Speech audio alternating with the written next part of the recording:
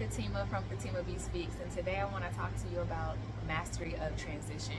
What I mean by transitions is we all go through them. It's really the period or process of change.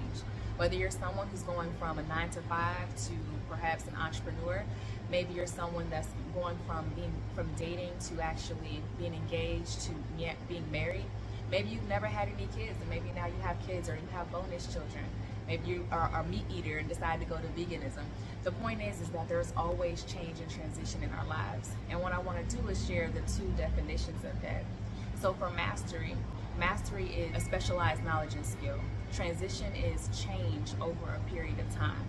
So combined, you have a special skill combined that will occur over a period of time. What's interesting is that I noticed that I was struggling with transition. I was struggling with change. I was struggling with trying to understand myself from my 20s through my 30s, and I saw other people also lost in that transition as well. And it was important for me to create a space, a safe space, where we can understand the micro steps and mindset of what it takes inside of our transition without getting lost. I'll tell you a little bit about myself. So I'm originally from Cincinnati. I transitioned to Hampton and went to school there out in Virginia. And then I moved to New York, and I literally had a $15 China bus, or $15 ticket on a China bus, had a suitcase and an air mattress, and I said, I'm gonna try my luck in the big city.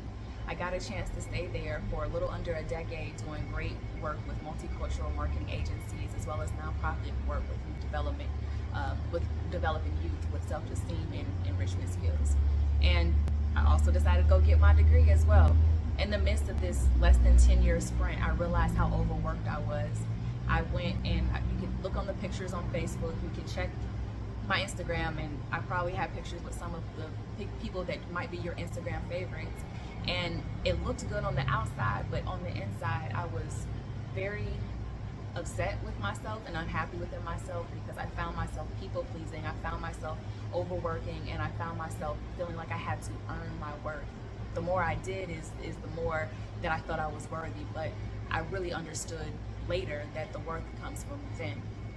I then transitioned back to Cincinnati, my hometown, and started to do the deeper work, not just the cute work on public work, but the deeper inside work, and started to uncover different trauma within my childhood and understanding different patterns that existed within my family, and realized there's some more work that I need to do, and I found more people like myself.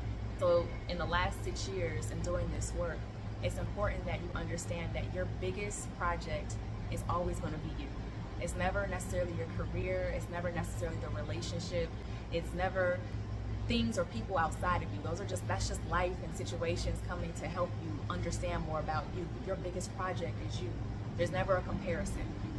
And so inside of this, we want to create in the mastery of transition, again, a safe space for you to develop the mindset as well as the skill set so that you can master your biggest project, which is you, over a period of time. So again, join me, Fatima B Speaks, in your journey.